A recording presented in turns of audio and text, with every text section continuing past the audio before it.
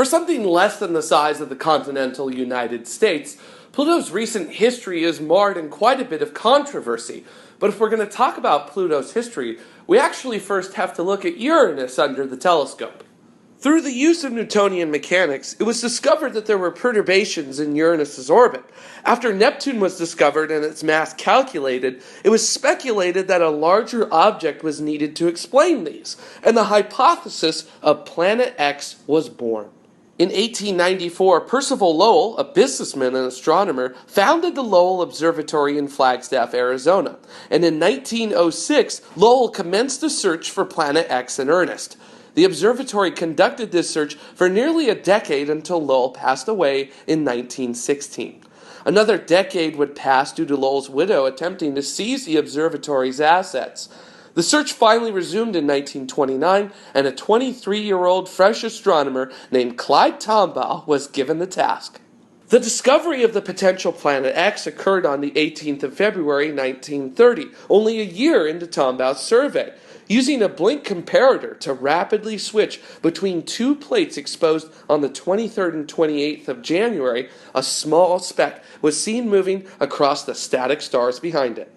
After more imagery was obtained, a telegraph announcing the discovery of this new distant world was sent to the Harvard College Observatory on the 13th of March, 1930.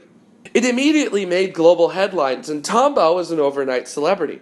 Tombaugh advocated for a name to be assigned to the object quickly, and several were considered. But one from an 11-year-old schoolgirl from Oxford, England, Venetia Bury, became the leading contender amongst the astronomers. Pluto, the Roman god of the underworld. The official naming occurred on March 24, 1930 at Lowell Observatory. There were three choices for the astronomers: Minerva, Kronos, and Pluto. A vote was taken and the result was unanimous. Pluto would be its name. Venetia was given £5, or the equivalent of $430 for her name suggestion.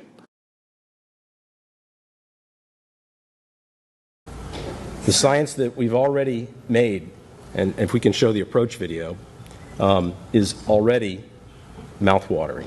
The Pluto system is enchanting in its strangeness, its alien beauty. It's showing us tremendous diversity between the two planets in the system and their moons. We are already seeing a complex and nuanced surfaces that tell us of a history for these two bodies that is probably beyond our wildest dreams on the science team. Pluto has not disappointed. I want to tell you a few things that are new, that are just being released now, that we have learned in the last 48 hours. We have discovered that we are already detecting nitrogen escaping from Pluto's atmosphere. And the important part of that is that it was discovered 5 days ago, much farther from Pluto than we anticipated.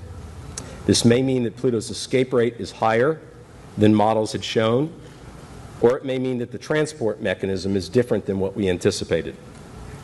We've also discovered that the putative polar cap on Pluto's north pole is in fact just that. We now have compositional spectroscopy that shows methane ice and nitrogen ice there. So we now fingerprint it. It is an icy polar cap after all.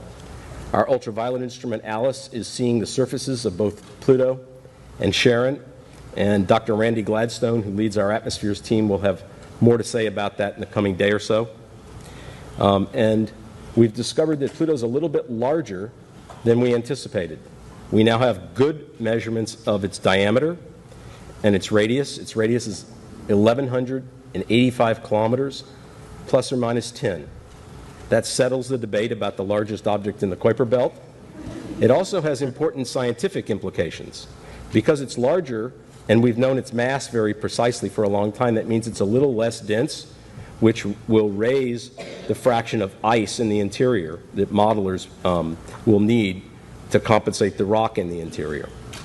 It also means, because it's larger, that the troposphere, the lowest layer in the atmosphere, is shallower than some models had predicted.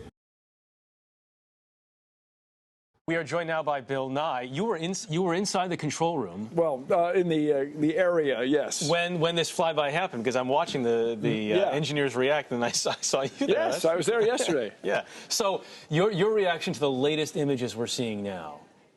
It's just cool because there are no impact craters in the one sector they sent. So first of all, it's 10 times the resolution we had yesterday. Yeah. Which is, I mean, pick a number.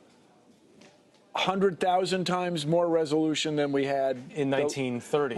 Throughout human history. So, so talk about these impact craters a little bit. This is the image you're talking about right now. Mm-hmm. So all the water on Earth came from outer space, and it came from objects out in this region of the solar system. So, by learning about this region of the solar system, we hope we can answer this deep question that everyone has asked. Everyone, where did we come from?